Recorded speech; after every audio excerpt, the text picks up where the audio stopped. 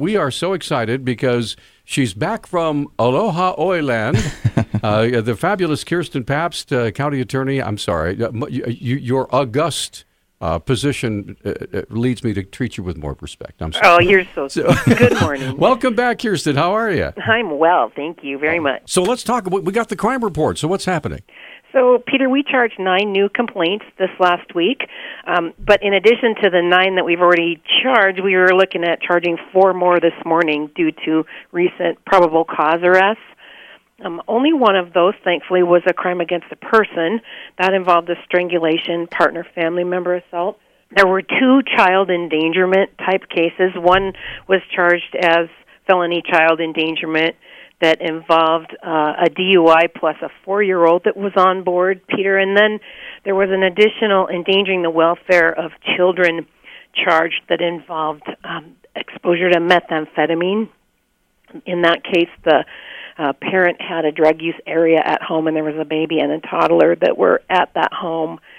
Further investigation is being done to see the extent to which the children were actually exposed to the drug. We charged a case of theft that involved 2 counts, and in that particular case, the defendant was observed on surveillance video in possession of a car that was stolen from a downtown parking garage 2 days earlier.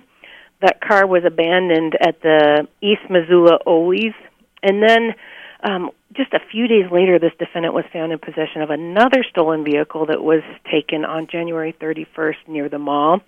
And then he allegedly attempted to sell the vehicle number 2 to a confidential informant via a text message and was nabbed. We charged 3 burglary cases that also involved charges of theft of labor or services, and criminal trespass to property. In those cases, there were 3 individuals that bought an illegally copied motel key and used that key allegedly to enter a hotel room where they were going to stay the night and use the services of the hotel without paying. And then we had additionally 2 drug cases. One was a methamphetamine case in which the defendant was seen throwing a cigarette from a car.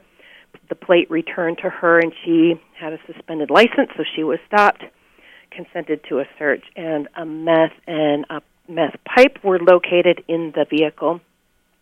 And in the last one, the defendant was charged with possession of methamphetamine, possession of heroin, escape, and resisting arrest. And in that scenario, the officer ran a car plate which returned to the defendant, who had an outstanding probation warrant.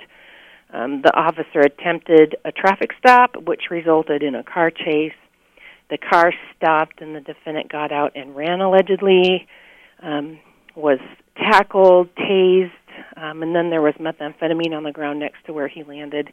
He was taken to the hospital, and when he got up, there was a heroin container on the bed where he had been. So he was charged with multiple counts in that incident. Wow. And then today we're looking at a burglary, a new assault with a weapon, criminal possession of drugs with intent to distribute, and last but not least, a felony DUI. All right. Now, I know there's one that we're treating with kid gloves. The couple that was charged with child endangerment, that allegedly horrific crimes against children. And I know that was actually seen in district court this week. I think it was just yesterday. And so I know you're following that, and we need to be very, very careful about that because there are children who are victims there. We just need to be really cognizant of the fact that they're the innocent victims there. Absolutely. Yeah. All right. Well, Kirsten, thank you so much. It's always a pleasure, and glad to have you back. Thank you very much. And please tell Jason thank you for filling in. I absolutely will. All right. Have a good weekend. Thanks a lot, Kirsten.